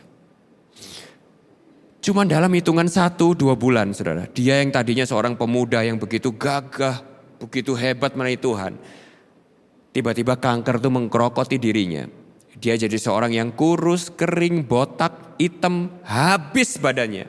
Gak bisa ngapa-ngapain di ranjang rumah sakit saudara. Nah lalu saudara, di tengah-tengah kondisinya yang dia itu sudah kayak hampir mati. Dia teriak sama Tuhan seperti ini. Tuhan, bukannya kamu sudah janji untuk kamu tuh jadiin aku hamba Tuhan yang besar. Aku sudah mati-matian dengan masa mudaku melayani Engkau. Aku gak kuliah yang lain-lain, aku kuliah teologi. Ke Amerika aku tuh gak ngapa-ngapain, gak aneh-aneh. Aku menghabiskan waktuku untuk benar-benar aku bisa jadi hamba Tuhan yang besar. Sekarang aku pulang ke Indonesia. Aku belum terkenal, aku belum bisa ngapa-ngapain. Tapi sekarang kau sudah bunuh aku. Di ranjang rumah sakit ini. Engkau bukan kasih aku kesempatan untuk menjadi orang besar. Tapi engkau kasih aku leukemia. Dia jadi begitu pahit sama Tuhan. Dia begitu marah sama Tuhan. Nah sekarang saya tanya sama saudara, apa yang terjadi saudara? Bagaimana bisa mulut yang tadinya bilang aku begitu mengasihi Tuhan, aku memberikan semua hidupku sama Tuhan. Tiba-tiba berbalik menjadi sebuah hati yang begitu pahit, begitu benci sama Tuhan. Nah yang ketiga ini makanya ini yang penting. Khususnya di dalam bulan The Valley of Testing ini. Saya kasih tahu kepada saudara. Penderitaan, ujian, pencobaan dalam hidup saudara. Salah satu tujuannya yang paling mulia adalah untuk ngasih tahu kepada saudara, isi hati saudara yang sebenarnya. Apakah engkau benar-benar mengasihi Tuhan? Apakah engkau benar-benar melayani Dia? Bukan diujinya di padang rumput yang hijau saudara. Di padang rumput yang hijau semua orang bisa nyanyi haleluya. Tapi di lembah kekelaman, apakah mulutmu masih memuji Tuhan? Apakah hatimu masih mengasihi Dia? Apakah Dia masih Tuhan Juru Selamat dan pemilik hidup saudara? Sekali lagi, di sini saya yakin gak ada, di Riverside banyak saudara ya. Saya belum pernah ketemu orang yang teriak sama Tuhan. Ini saya lihat ada Kak Semi sama Kak Anton, jangan ceritain teman-teman di Riverside ya. Kalau di Riverside itu saya seumur-umur belum pernah ketemu orang yang gini saudara. Teriak sama Tuhan gini, Tuhan kenapa? Kenapa gini? Pada waktu promosi datang, belum pernah saudara. Saudara pernah ketemu itu di lembah pujian saudara? Tuhan kenapa? Kenapa engkau memberikan kepada aku promosi berkat ini? Kenapa Tuhan kau berikan aku kenaikan gaji ini? Kenapa Tuhan? Kenapa engkau tidak adil? Saudara pernah ketemu itu di lembah pujian? Di Riverside saya belum pernah ketemu saudara. Kalau di Riverside banyaknya orang itu teriak sama Tuhan, kenapa Tuhan seperti ini? Kenapa? Pada waktu kesulitan terjadi. Yang banyak pada waktu promosi datang itu lupa sama Tuhan, banyak saudara. Dikasih pasangan hidup lupa sama Tuhan, banyak. Dikasih kerjaan baru, tadinya rajin pelayanan, gak pelayanan lagi, banyak. Tapi yang teriak sama Tuhan, kenapa marah sama Tuhan pada waktu cuma Tuhan mungkin ngasih sentilan sedikit aja. Banyak sekali kalau di Riverside. Saya yakin kalau dilihat dari muka-muka saudara tidak ada di lembah pujian. Tapi saudara mengerti maksud saya saudara ya. Tes yang ketiga, yaitu adalah itu. Apa yang hatimu rasakan kepada Tuhan pada waktu Tuhan mengizinkan kesulitan dan penderitaan terjadi di dalam kehidupan saudara. Nah saya tutup dengan yang ini, waktu saya habis.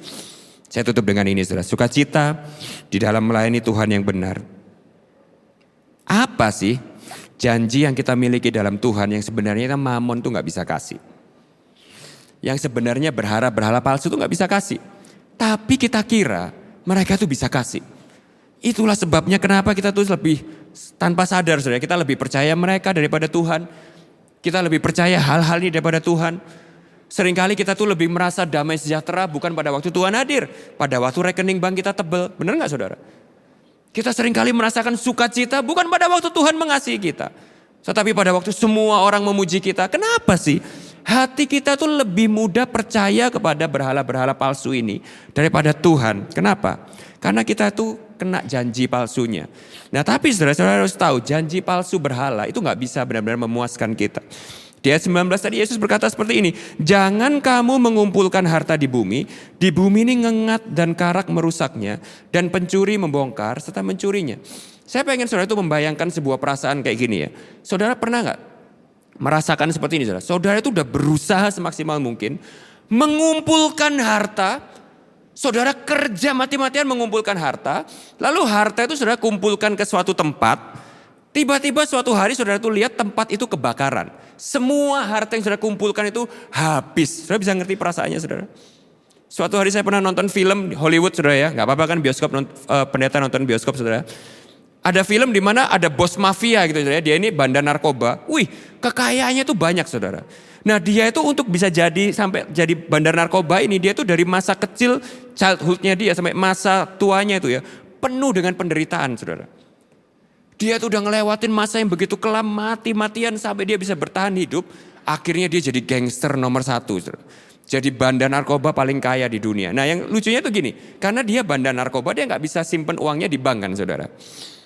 Nah dia tuh simpen uangnya tuh di rumah, ditaruh di tembok gitu, disembunyiin di balik tembok, ditaruh di semen gitu ya saudara. Nah lalu suatu hari dia tuh kaget saudara, pada waktu dia tuh buka temboknya, tiba-tiba tikus sama hama itu sudah ngabisin semua uangnya yang dia sembunyiin di dalam tembok itu saudara. Lalu saya ingat itu saudara, adegannya. Dia marah, dia ambil pistol, dia tembak semua orang, dia tembak-tembak ke atas, dia bilang wah. Bayangin saudara, kekayaan seumur hidup habis karena tikus. Kalau Alkitab tadi bilang karena ngengat dan pencuri membongkarnya. Saya kasih tahu sama saudara. Saudara abdikan diri sama berhala yang palsu. Itu yang akan kita dapat. Menghabiskan hidup kita kejar sama uang. Di akhir perjalanan kita akan berkata, aku masih kurang. Masih gak cukup. Uang gak bisa memuaskan aku. Saudara orang tua, boleh sayang anak, boleh. Tapi kalau saudara memberhalakan anak saudara, saudara semua hidup saudara adalah tentang anak saudara besar, anak saudara meninggalkan saudara, saudara akan jadi orang tua yang sangat pahit. Saudara memberhalakan seorang, orang itu mengkhianati saudara, saudara akan merasakan ini. Ngengat, karat, merusak, dan pencuri membongkarnya. Nah saya tutup dengan ini saudara ya. Nah sehingga gini, pada waktu di perjanjian lama Tuhan itu melihat bangsa Israel yang sudah punya Tuhan yang hidup yang memelihara mereka. Tapi mereka berpaling memandalkan berhala ini. Tuhan berkata lewat Nabi Yeremia seperti ini. Tertegunlah atas itu, hai langit, menggigil dan gemetarlah. Demikianlah firman Tuhan. Sebab 2 kali umatku berbuat jahat. Mereka meninggalkan aku, sumber air yang hidup, untuk menggali kolam bagi mereka sendiri. Yakni kolam yang bocor, yang tidak dapat menahan air. Saya kasih tahu kepada saudara. Selain Tuhan yang memuaskan hati saudara dan memenuhi hidup saudara, yang lain itu kolam yang bocor. Itulah janji palsu berhala. Nah sekarang penutupnya kan tadi saya bilang, janji Tuhan itu seperti apa. Nah saudara tahu saudara, perikop yang keras tadi yang kita udah bahas selama 45 menit tadi saudara. Itu ditutup dengan sebuah perikop yang saya yakin kalau saya bukakan kepada saudara-saudara hafal perikop ini. Saudara pasti tahu ayat ini. Tapi selama ini mungkin saudara itu tidak tahu bahwa perikop ini gak boleh dipisahkan dengan perikop yang kita baca tadi. Yaitu kenapa? Karena janji ini hanya bisa saudara itu nikmati kalau Tuhan itu adalah benar-benar Tuhan yang sejati dalam kehidupan saudara. Kalau Tuhan itu bukan Tuhan yang sejati dalam kehidupan saudara, kalau hati saudara itu masih mengandalkan Tuhan yang lain, saudara tidak akan bisa menikmati janji ini. Apa itu janjinya? Yaitu firman yang luar biasa yang berkata seperti ini. Karena itu, sama-sama katakan karena itu. Aku berkata kepadamu, janganlah khawatir akan hidupmu.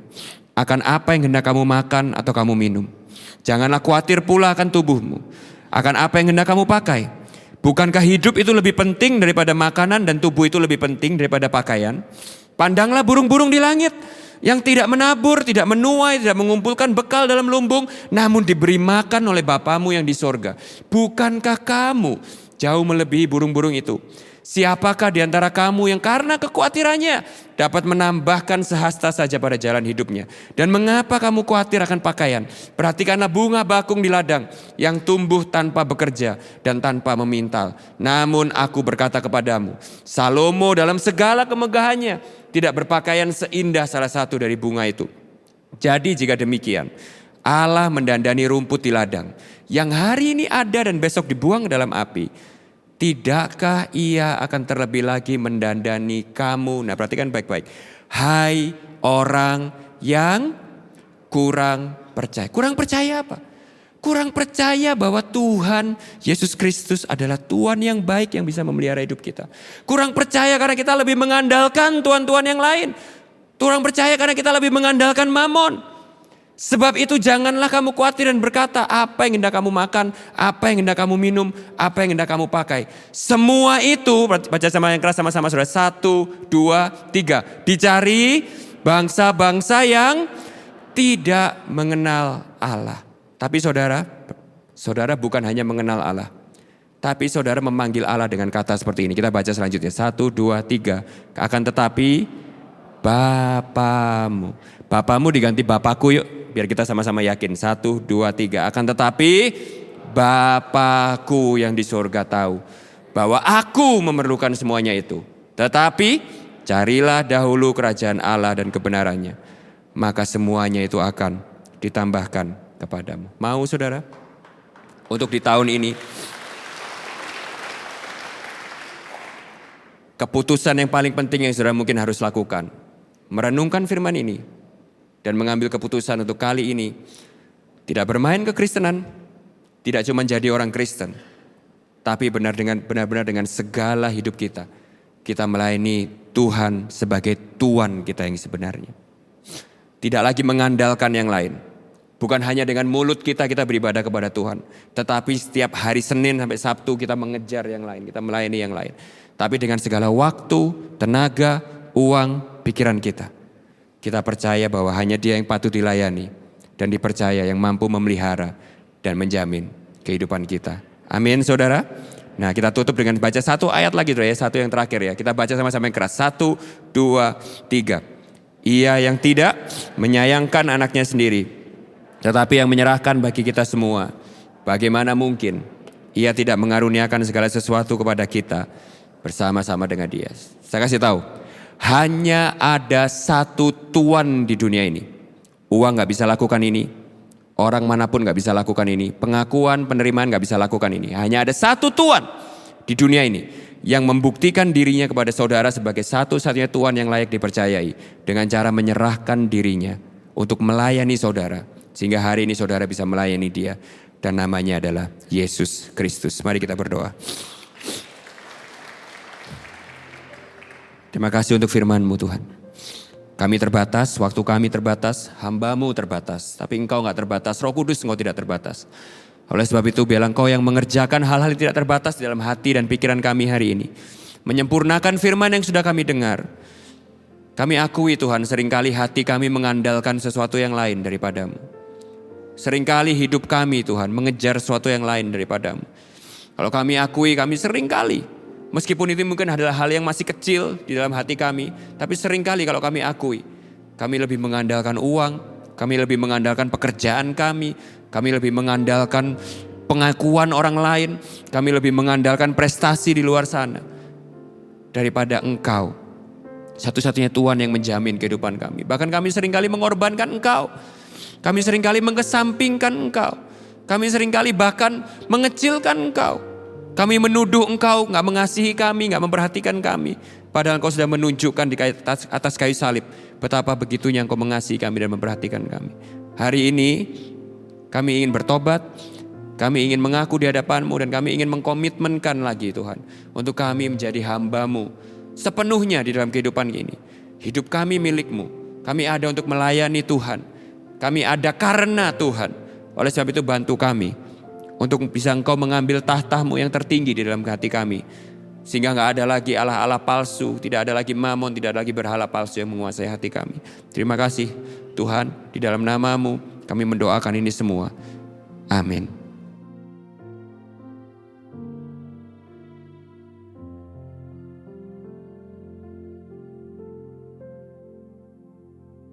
Haleluya. 3 hal saudara, jaga hati saudara, jaga mata saudara, dan jadikan Yesus top priority dalam kehidupan kita. Amin. Mari siapkan hati kita.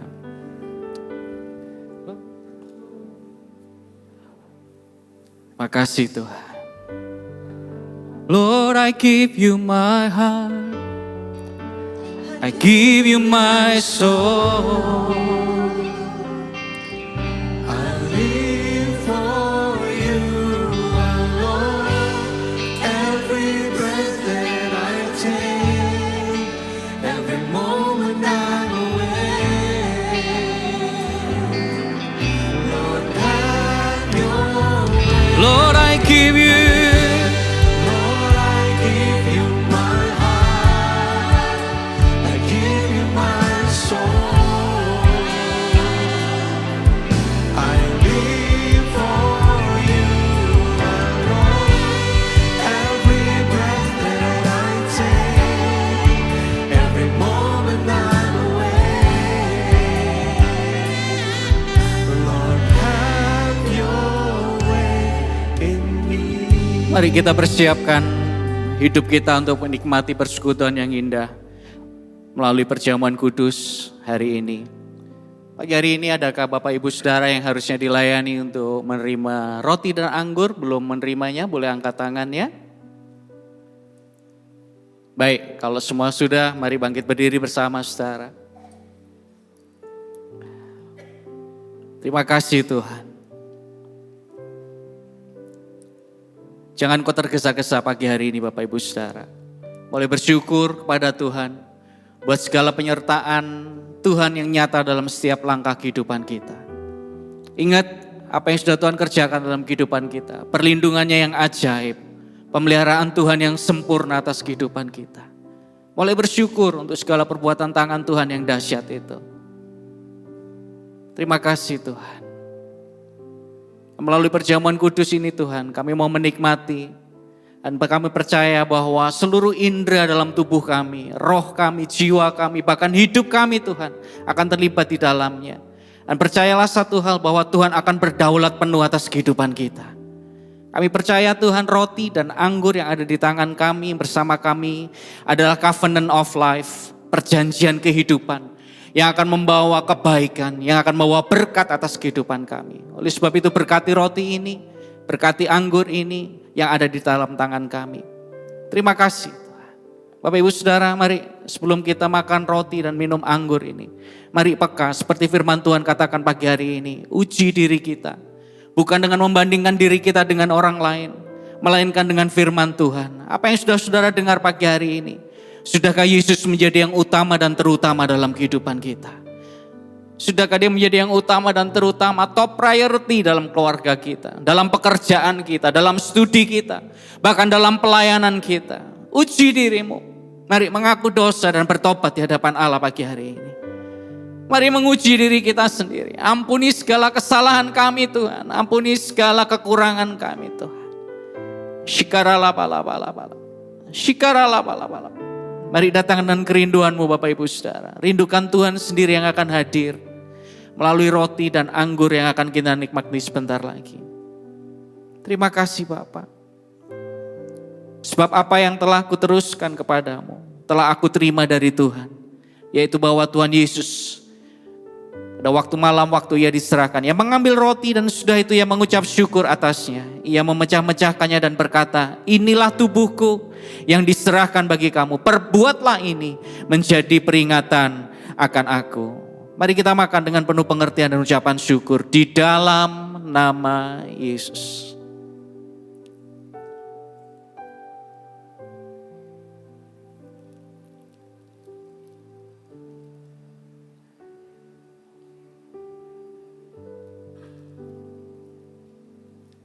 Terima kasih Tuhan. Pagi hari ini mungkin kau datang dengan hati yang remuk. Tapi percaya engkau akan pulang dengan hati yang dipulihkan. Mungkin kita datang dengan kelemahan tubuh kita. Tapi percaya kita pulang membawa berkat pemulihan. Kesehatan yang sempurna di dalam nama Yesus. Jehovah Rafa ada dalam kehidupan kita. Dan percayalah dan perjamuan kudus ini adalah darah Kristus. Bukan saja mendamaikan kita dengan Allah, tetapi akan mendamaikan kita dengan sesama kita. Angkat cawan di atas kepalamu tinggi-tinggi. Dan demikian yang mengambil cawan sesudah makan lalu berkata, cawan ini adalah perjanjian baru yang dimeteraikan oleh darahku. Perbuatlah ini setiap kali kamu meminumnya menjadi peringatan akan aku. Mari kita minum di dalam nama Yesus. Terima kasih Tuhan. Mari angkat tanganmu sama-sama di hadapan Tuhan. Lord, I give you my heart. I give you my soul. I live for you alone. Every breath that I take, every moment I'm awake. Thank you, Lord. Ku berikan hatiku dan jiwaku, semuanya bagimu di dalam hidupku, di setiap waktu. Nyatakan jalanmu.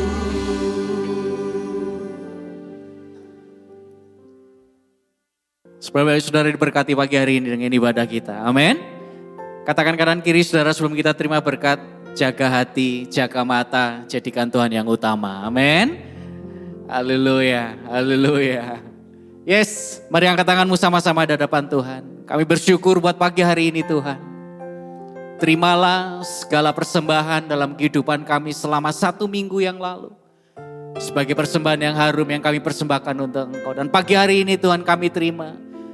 Firman-Mu boleh menjadi kekuatan atas kami. Dan biarlah umat Tuhan pulanglah dengan damai sejahtera daripada Tuhan. Pulanglah dengan sukacita yang daripada Tuhan. Perlindungan Tuhan ada dalam kehidupan-Mu. Engkau menjadi umat-umat pemenang di dalam-Mu. Dan bahkan bersyukur hari ini keluargamu diberkati, pekerjaanmu diberkati, studimu diberkati, bahkan segala sesuatu yang dikerjakan oleh tangan dan kakimu Tuhan diberkati dan dibuat berhasil di dalam nama Yesus. Pulang dengan damai sejahtera daripada Tuhan, perlindungan yang sempurna daripada Tuhan menyertai kehidupanmu. Ingat, hiduplah di bawah langit yang terbuka bersama dengan Tuhan. Karena engkau akan disebut sebagai orang-orang yang beruntung di hadapan Tuhan. Terima kasih buat pagi hari ini Tuhan. Kami pulang, sukacita menyertai kami. Dan kami tahu malaikat Tuhan berjaga-jaga berkemah di sekeliling kami. Jauhkan dari segala mara bahaya. Jauhkan segala kecelakaan. Jauhkan dari segala yang jahat. Kami terima yang terbaik yang daripada Tuhan pagi hari ini. Sama-sama yang terima Tuhan daripada yang berkat daripada Tuhan. Sama-sama mari katakan. Amin. Amin. Amin.